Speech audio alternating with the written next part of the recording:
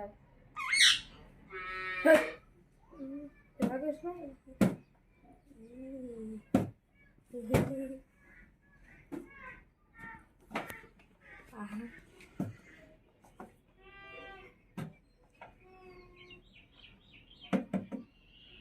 Lagi.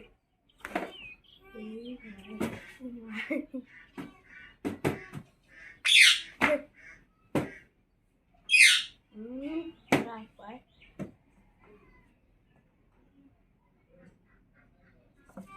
Sao nó thì này.